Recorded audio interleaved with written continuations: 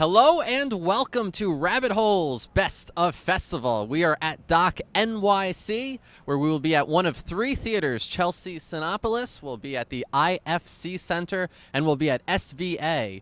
We're here to review movies. We have some of our correspondents locked away in a dark, secret, dungeony studio where they will be reviewing some of the films as well. This evening we will be watching The Ghost of Peter Sellers. We hope you enjoy. I'm your host, Alan. Here we go. I carried this grudge all these years. Now I'm here, and I'm lost.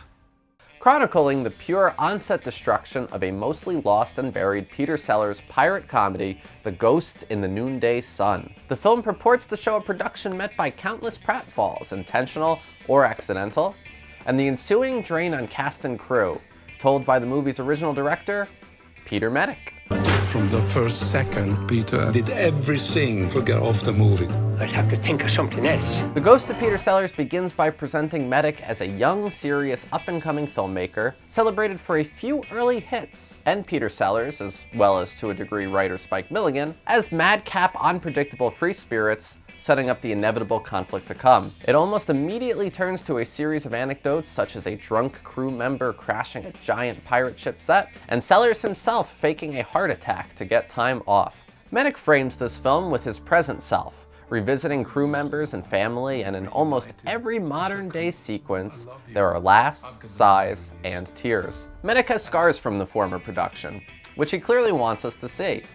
And though we know why, he never truly allows himself to be the vulnerable talking head he might be if the director and subject weren't one and the same. The on-set antics teeter between run-of-the-mill movie star egos, which is where the film sometimes falters with its redundancy, and truly eccentric tales, which is where it soars.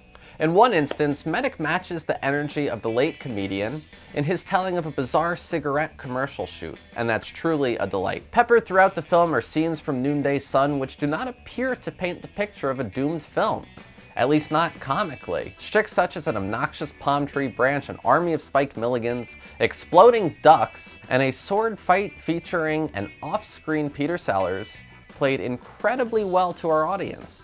It may be nostalgia for a time where more comedies had consideration for frames and composition, but there was also a beauty to the scenes, at least the ones we were shown, that truly captivate. The film was ignored by the studio and unreleased until more than 1 decade later, when it received a small VHS release in 1985. The Ghost of Peter Sellers actually makes a case for The Ghost in the Noonday Sun as being an interesting and semi-lost misfire, more than something that needs to be buried.